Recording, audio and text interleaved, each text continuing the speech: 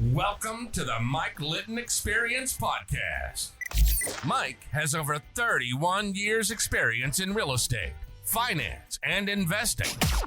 He's passionate about being a father, a teacher, a realtor, an investor, and a leader.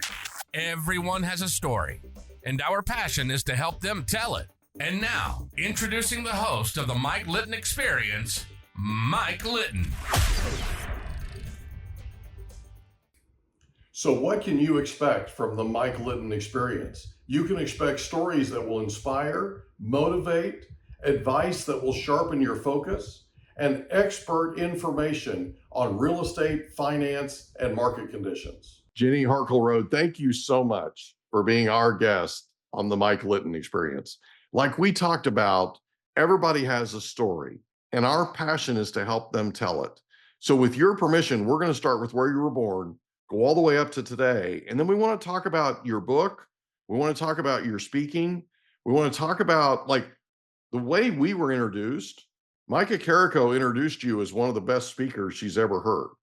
No. That is really something. Okay. So we want to talk about that. And then you have something coming up that you want to give our listeners the scoop for. I'll let you do that in a little bit. Is that cool? That's super cool. I'm excited to be here. Thanks for having me. Thank you so much for being here. So tell us where you were born. Yeah, I was born in Laguna Beach, California. Ooh, A little beautiful. hospital overlooking the ocean. One of two babies born there. And after I was born, they took me away to clean me up. They brought me back to my mom and she's like, "That's the wrong baby." And they're like, "What do you mean?" And she's like, "She has red hair. We don't have any redheads in our family." They said, "Well, the only other baby here is Samoan. So is that baby yours?" And she's like, "Probably not." So I Wow. guess we have a redhead. So here I am, the sole redhead in the family. However, my dad's side is Irish. So of course it makes sense. There you go. There you go. There's a trailing gene somewhere, right? Exactly. Recently got to go take my dad back to Ireland and met all the Irish relatives, and it was a blast. So yeah, so much fun. My family moved to Carlsbad, California, Southern California, when I was 3, and then we moved to Encinitas when I was 6. And my dad was originally a pharmacist and then a chiropractor. Mhm. And back then, there weren't many chiropractors inland. They were all on the coast. So my dad, when I was 10, moved us to Escondido to be the sole chiropractor in Escondido, and That's so did that cool. for 30 something years. So yeah, that's awesome. keep it from. Let me ask you a question. What was your favorite thing about growing up where you grew up? Carlsbad, Encinitas, Escondido? Yeah, those are great questions. And this is funny because we talked a little bit about this before the show, which is like this go-getter personality. Mhm. So that's what I did no matter where I lived. Even I went to college in Hawaii. Did I go to the beach? No, I was making money. I was hustling. I was like, getting straight A's and stashing money. So favorite thing, I guess, no matter where I live is like business, entrepreneurship. Like, what can I create? Like, I love that about America. We can do whatever we want. There's no limit. Like, if we can think it or dream it, we can create it. So even as a little kid, I was thinking about that. So kind of an interesting answer. Yeah. That's awesome. That's awesome. Where did you graduate high school? Yeah. Orange Glen High School in Escondido. That's cool. So full disclosure, I'm still the announcer for the Escondido Charter High School football team. Okay. And we play our home football games at Orange Glen. Perfect. Well, I'm the guy up in the press box with the microphone in my hand doing the play-by-play. Yeah. Okay. I'll have to wave at you next time. So we have a connection to Orange Glen. We actually have several, but right. Yeah. So in high school at Orange Glen, did you have a favorite subject? A favorite subject? Well, that is a great question. I was not super into school, even though I got straight A's. I was in band, so I play the flute, and I was drum major of the band, which is the one who marches in front with the baton, not the little twirly one, but the, lead the music kind of baton. I was on The one that's really in charge. Yeah, the boss, of course. Can you see Right. it here? Yeah. I was on the track team and the basketball team, and I think it was those extracurricular things that were my favorite. And school, I just got through it because I needed to, and Yeah. Another question for you. Do you remember Coach Denny Snyder? I don't think I do. That's okay. He was a coach at Orange Glen and Oh, also a coach and teacher okay. at Escondido High School. He's the founder of the Escondido Charter of American Heritage Charter Schools Got it. and Escondido Charter. So Okay, if you're listening, anyway, sorry. big hero of mine, big huge hero of mine. So okay. So growing up, who was the most influential person to you? Great question. Well, in my house, mom was the boss of everything, whether we liked it or not. So mom was the influential one for sure. Dad worked hard. He ended up doing both jobs, chiropractor and pharmacy, for most of my life. Wow. And he was also a bishop of our church. So he was gone a lot and busy. And mom was in charge. And I definitely thought I was in charge too. Oh, So that's cool. That's cool. So you mentioned that you went to college in Hawaii. Was it yeah. University of Hawaii? No, actually BYU. They have a campus. BYU. Okay. So what made you choose BYU, number one? Number two, what made you choose to go to Hawaii at BYU? So I think it was 10th or 11th grade, our Orange Glen High School band took a trip to Hawaii, and we were at the Polynesian Cultural Center. And Ooh, I love that place. right, there was Yeah. a band playing, and I'm like, this is awesome. I want to be in a band in Hawaii. Like, Yeah. who band is this? And they said it's BYU, and I'm like, from Utah? Yeah. And they're like, no, there's a BYU on the other side of the fence. I'm like, wait, what? Okay, I went home and applied, got a full scholarship to BYU Hawaii. Oh, Yeah, that's awesome. I That's know. awesome. So what did you study at BYU Hawaii? Obviously not the ocean and the beach, Not the right? ocean.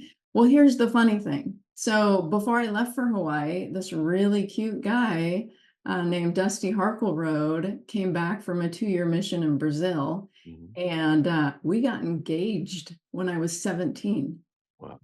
Yeah, so I left for college without him, with a ring on my finger. Yeah. And after I'd been there about 2 weeks, I decided, actually, I think I want to come home and marry this guy. Mhm. So I only spent a semester there and came home and married Dusty Harkleroad, and that was almost 30 years ago. Wow, that's awesome. Congratulations. Thank you. That's cool. So you come back, you get married, then what happens?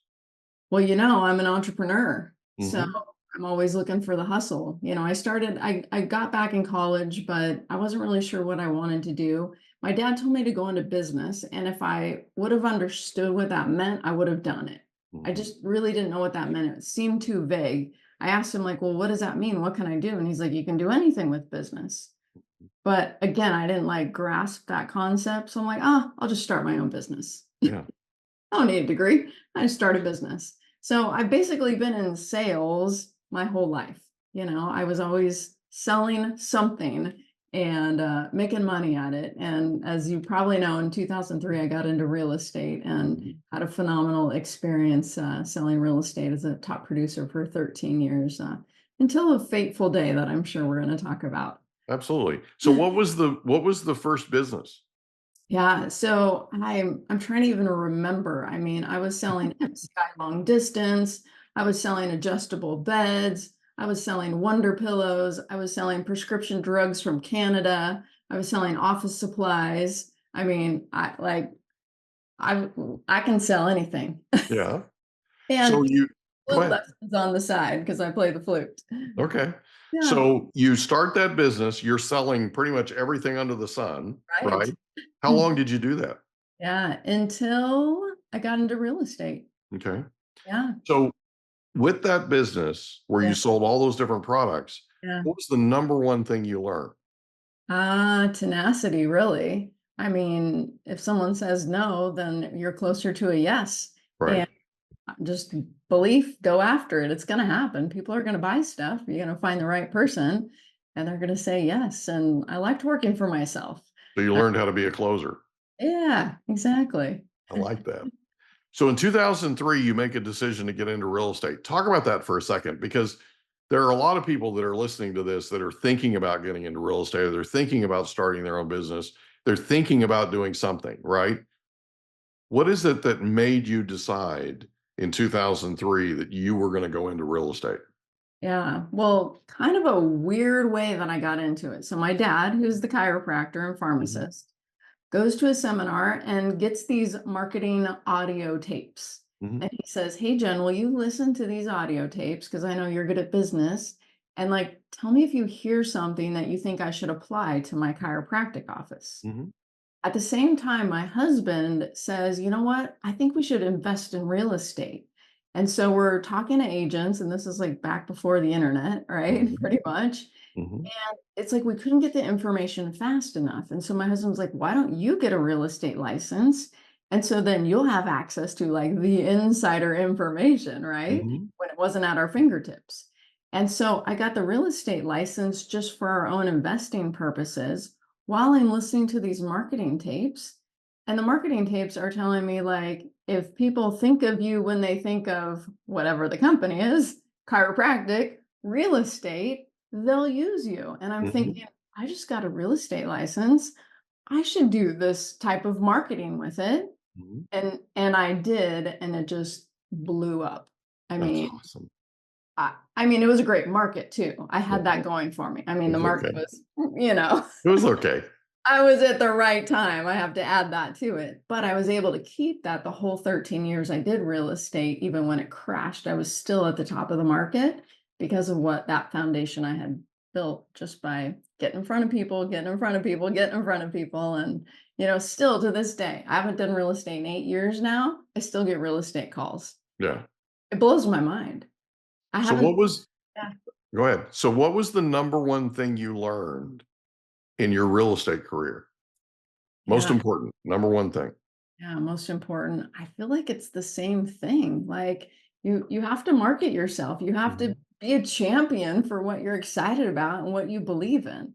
You can't sit on the couch. You can make anything happen if you get after it. Mhm. So I think it's just like if you're going to do something, do it. you know? Like all the way. Not Go like all in. try this.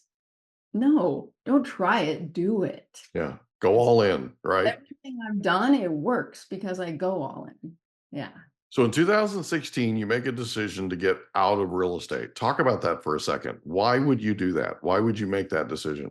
It was a crazy decision, especially as they're putting like medals around my neck for all these awards I'm winning. And I'm thinking, I cannot believe I'm about to do this right now. Mhm.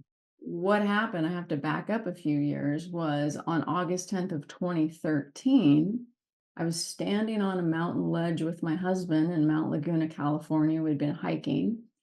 And he completely innocently said, if I was young and in shape, I'd jump off of this ledge instead of climbing down. And I was like, I'm young and in shape, right? And I jumped. And when I landed on the rock below, I heard a crunch in my back and I couldn't move. Mm. And he thought I was fine. They're like, it's okay, hon. Like, get up, walk it off. I was not fine. Mm.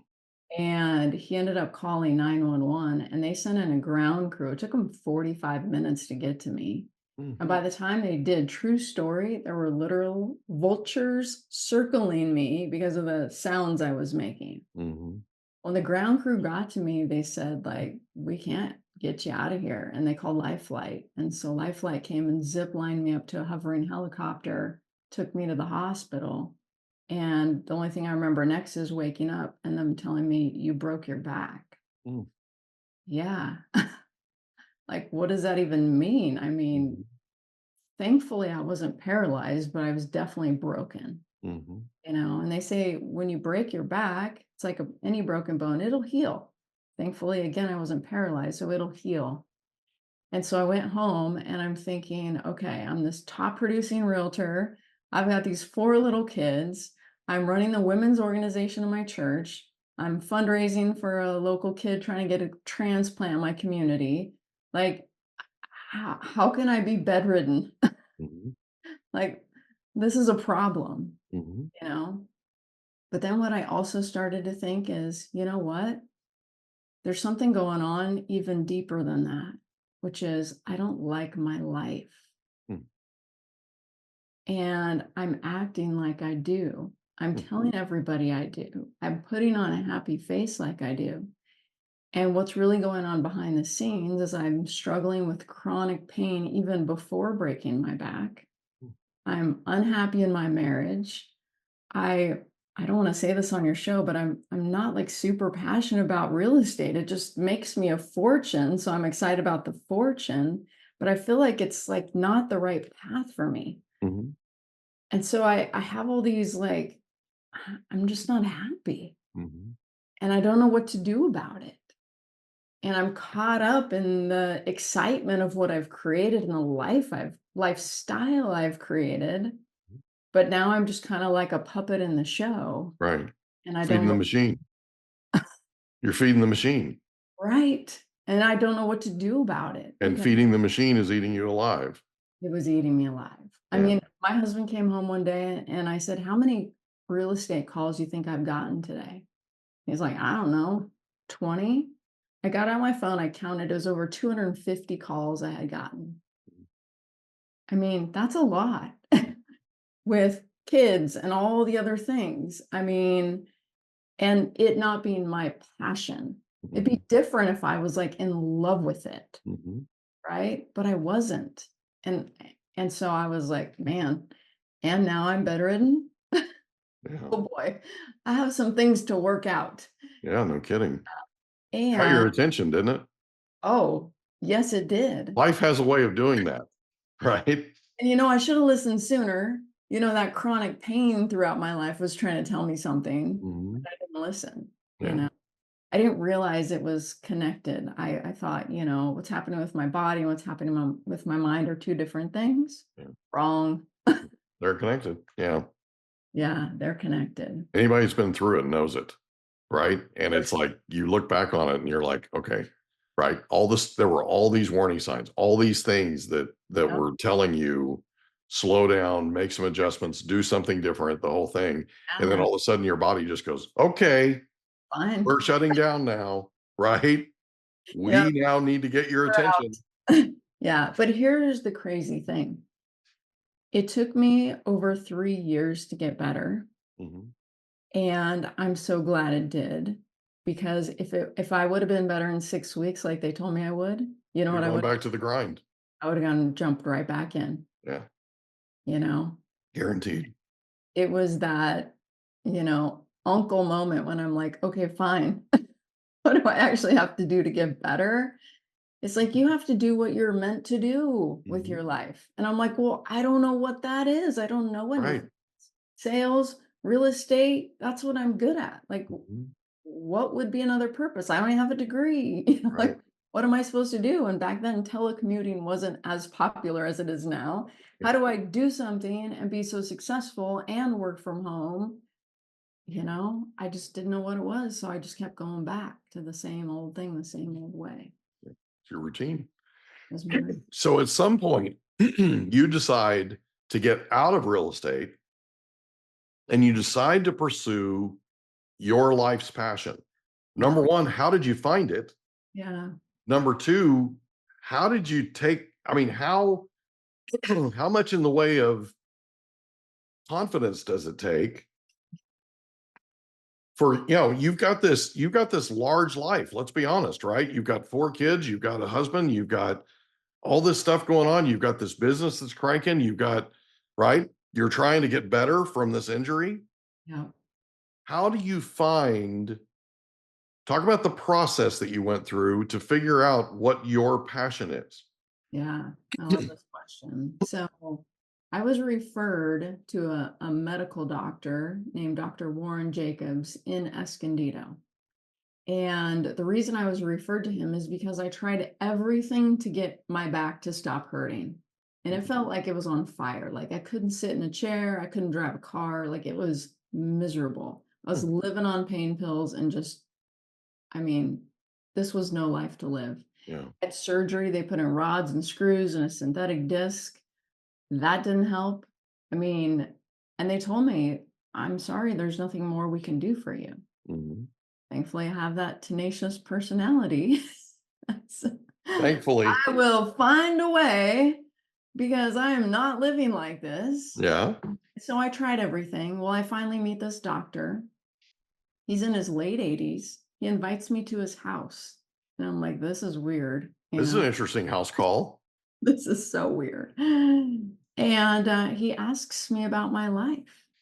And I don't really want to talk about it because all I'm used to doing is ignoring my problems and telling people I'm happy and healthy and terrific and making money. Mm-hmm. And he wants to know like the deep, dark secrets. Mm-hmm. Like, what does this have to do with my back pain? I don't Yeah. think it has anything to do with my back pain. And he said, no, it's all your back pain. All the tension in your mind is causing all the tension in your body. And I actually think your back is already healed. I think the pain you're feeling is tension, and we need to release the tension.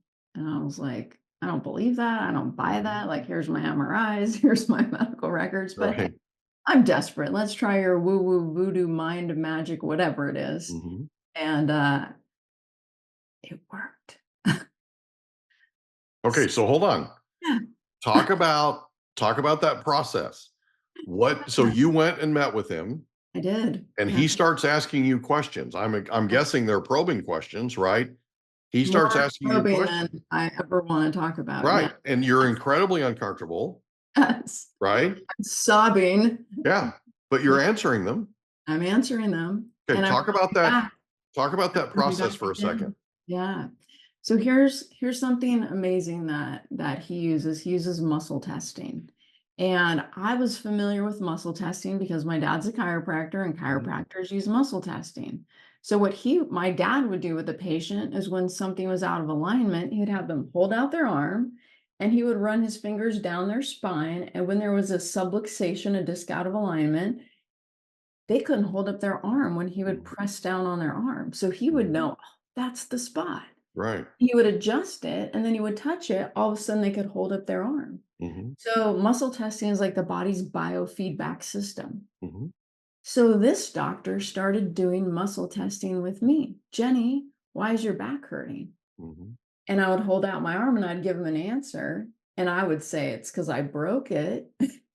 And my arm would go down. Oh, your back's not hurting because you broke it. Then why is it hurting? Mm-hmm. So it was like, ooh, this is cool. Yeah, well, This cool, is but cool. cool and uncomfortable. Yeah, I Your like this body guy. will speak the truth when, as human beings, we like to say what we want to say. Yeah. We want to say what we want people to hear and believe, Yeah.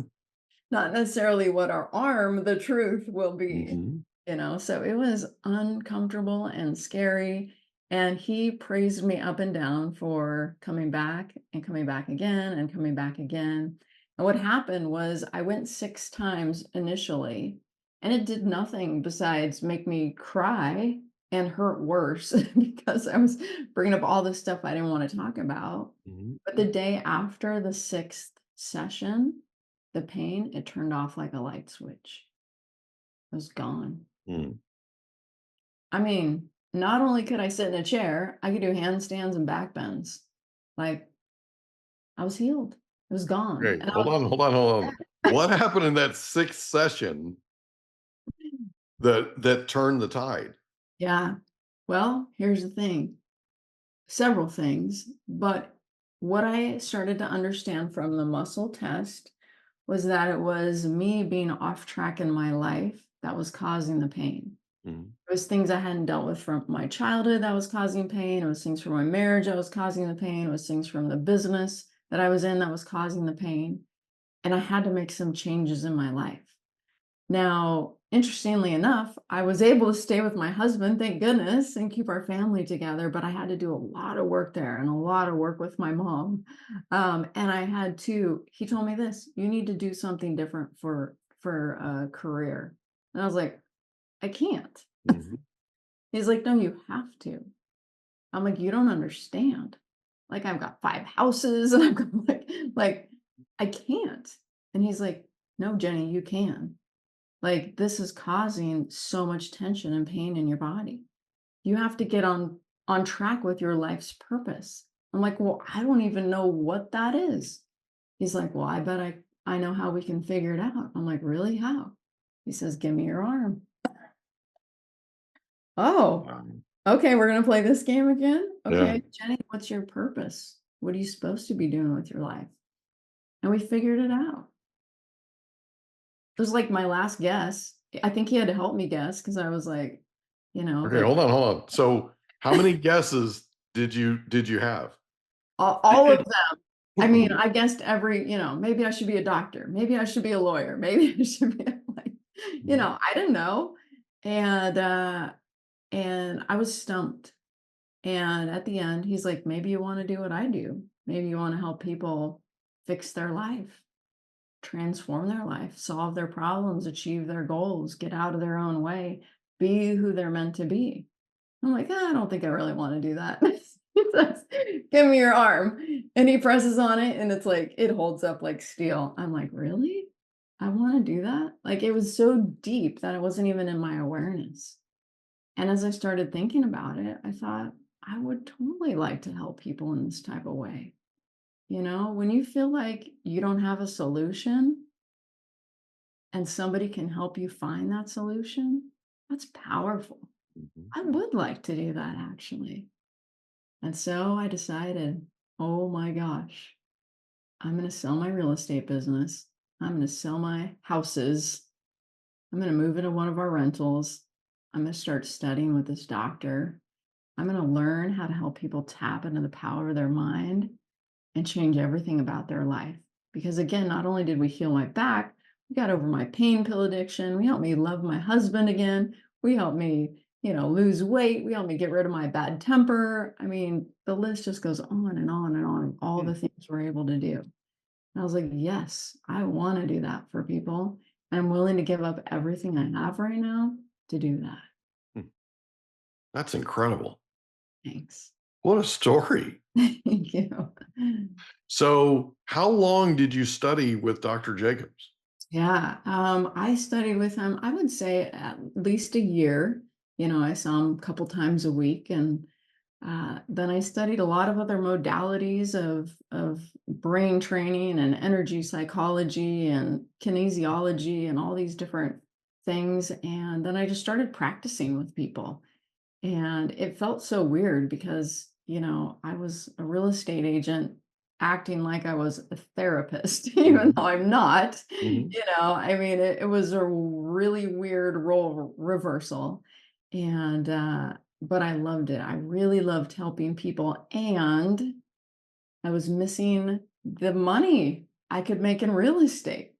I worked so hard my first year helping people, and I helped so many people transform, and I made like what I'd make in a month in real estate, over a year of coaching. And so then it was like, okay, how can I find a way to make this a more profitable business where I can help more people, Yeah. but also not drown myself again. And now I'm tied up every hour of the day again and not making much money. Right. So how do we figure this out, and how do Mhm. we make a bigger impact in this field? So I mean, I love being creative and just thinking like I can't sleep in the morning. Like I always wake up before my alarm because I'm like, oh, what about this idea? And what about this? And what if I did this? And this is 8 years later. Mhm. I'm excited about the possibilities. So talk about that process. Talk about the process of you will study with him for a year. Yeah, You start helping people yeah, and you figure out a way to make a better living at it, I guess, basically, yeah, right? Make it pay yeah. for it. So talk about that process. How do you get there from where you are? Yeah. Well, I started networking and I started noticing that here people are speaking at these networking events. Mhm. And so I was like, I guess I need to become a speaker because that's how you can reach more people. Mhm. And so I saw this gal speaking and she just blew my socks off. And I was like, her name's Jane M. Powers. I want to be like Jane when I grow up. Mhm. And so I called her and I hired her, and she was more expensive than buying a house, literally. I mean, but again, that's how I work. Like Mhm. I make a decision. I don't care what the cost is. We're doing this. Yeah. I'm going to become a professional speaker. Right. Awesome. And so I did. And that's really how I get most of my business is from speaking. I love put me on a stage. Here's the thing. It used to scare me to death. The first talk I did after I hired her, she made me record it. I sent it to her. She's like, that was awful. Mhm. I'm like, I know, but I used some of your techniques and I still sold a bunch of stuff, even though it was bad, Mhm. you know? But I kept getting better and better. And the work that I do, training the brain, I train my brain to be confident when I spoke. So I hear speaking coaches say, like, you'll always have nerves when you get up on stage. Mhm. And I believe that's not true because I no longer have nerves. And the reason is because I program my brain to not have limiting thoughts about getting on stage and speaking in public. So you'll always get the nerves if you have limited thinking. Well, there's something about what you're doing that's working in terms of your speaking because you won over the person that referred you to me, right? Yes. Um, Big time. And this is somebody, like I shared with you, that has very, very high standards. Yeah. And for you to impress that person, who I think the world of, that impressed me, right? Because if she's going to recommend you the way she did to me, I had to do this. I had to meet you and I had to have you on the podcast. So let's talk about, at some point, you make a decision that you're going to write a book. Yeah. Talk about that process for a second. Number one, the decision, the decision making process, right? And Yes. then talk about taking that first step and getting it done. Yeah. So actually, I've written three now. Oh my goodness. Yeah, Wow. Awesome. I know. It's so exciting. So, it's like, again, how do you make more impact and how do you share your story that's going to transform lives? And a great way to do it is with a book. And, now on Amazon, it's so easy. They print on demand. So Mhm. anyone can share their story, and everyone has a story to share Yeah. and an impact to make in the world. And so it was just a process of, the first time around, I didn't know what the heck I was doing.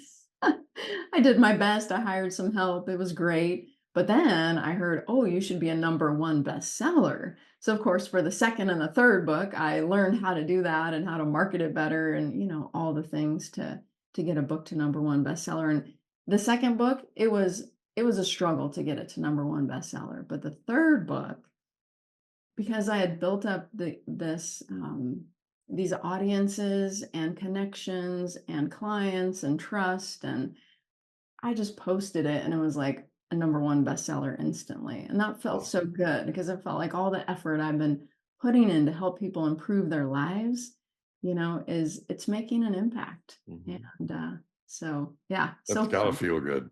That's Yeah, gotta feel good. yeah.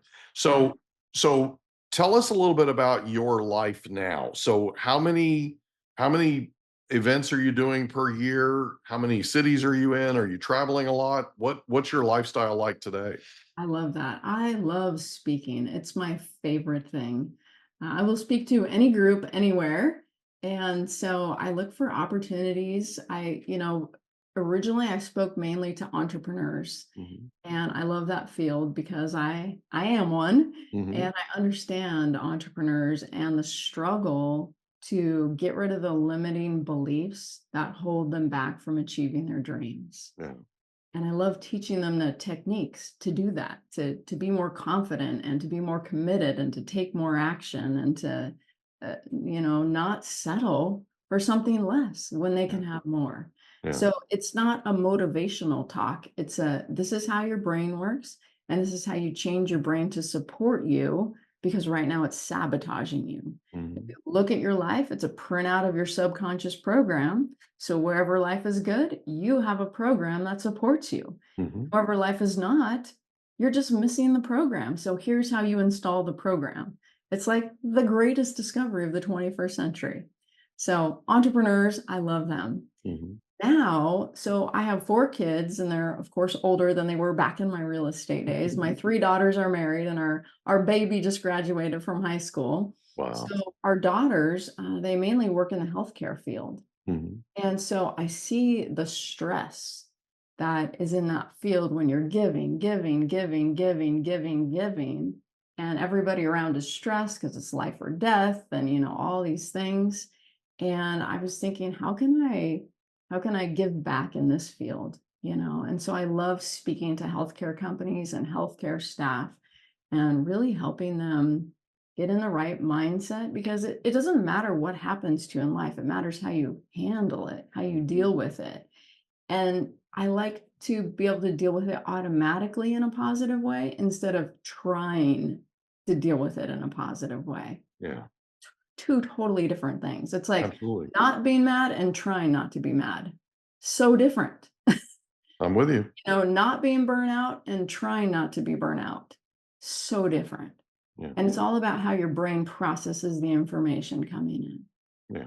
And so now I love going to corporations and speaking. It can be healthcare, but it can be others like, insurance industries that want to support their salespeople. And every company wants to help their people be well. Mm-hmm. And so I have a new and innovative way to help people be well. And that's through my speaking, that's through my book, and also through my new app, which I'm so excited about. It's called Leap Transformation. And this app was actually born with Oprah's man, Stedman Graham. So here's how it happened. I'm in Dallas, sitting on the couch next to him for 3 days in the living room of the Yancey family, the owners of eWomen Network. Mm-hmm. And we're masterminding on my business and 5 other ladies' businesses for 4 days. So he was there for 3 of the days. And he said, Jenny, like, how do you make a bigger impact? And I'm like, I know, this is what I'm trying to do. And he's like, you got to figure out a way that people can coach with you without coaching with you, Mm-hmm. And I'm like, well, I have staff and, all these things. I have certification courses. Like I teach people from stage. Like I think I am, but I want it bigger. And I know what you're talking about. And so we came up with this idea to create an app that is like an interactive coaching session with me. So it's neuroscience based, it's AI based. You log in and it says, like, what problem are you trying to solve? What goal are you trying to achieve? How do you want to feel different? Are you trying to work on personal growth? And based on what you type, the AI, does its magic. And then it comes up with these brain exercises that I created to repattern your brain so that you become that way. Wow. So it's all about being. Like, who do you want to be? Mm-hmm. The app will retrain your brain to be that way automatically. Wow. That is so cool. Yeah. So I'm so excited about that. I love sharing that app, and the potential is endless. The possibilities are endless if you believe. And how do you believe? You train your brain to believe. That is so cool. Yeah. Well, that's awesome. I am so happy for you, and I'm so proud of you. Thank you. So is there anything else that you'd like to cover before we wrap up? I just want people to know that what they're hearing in their own head is just the story they're telling themselves, the narration they're telling themselves based on the lens through which they're seeing the world, which is based on their subconscious program, the traumas and dramas they've been through, what they've been taught. And if they don't like what they're seeing, all they have to do is change the lens. Mm-hmm. All of a sudden, the world looks different. The world doesn't need to change. We need to change. When we change, we see the world in a whole new way. And that, Can I ask you a question? yeah. How's your back feel? Amazing. I'd do a cartwheel right now if I had room. That's awesome. That's Yeah, awesome. thank you. Well, congratulations. I am so unbelievably proud that you were our guest on the Mike Litton Experience. Thank you so much for being here. Thank you. It was my pleasure. It's been fun. We hope you enjoyed another episode of the Mike Litton Experience. If you did, do us a favor, smash that subscribe button, tell your friends, family, and coworkers about our program, and wherever you get your podcasts, please leave us a rating. It helps us to connect with quality people just like you. And that's a wrap. Another episode of the Mike Litton Experience in the books. Reach out to Mike on Instagram at Litton Realty. Want to meet with Mike? Check out calendly.com/Rio760.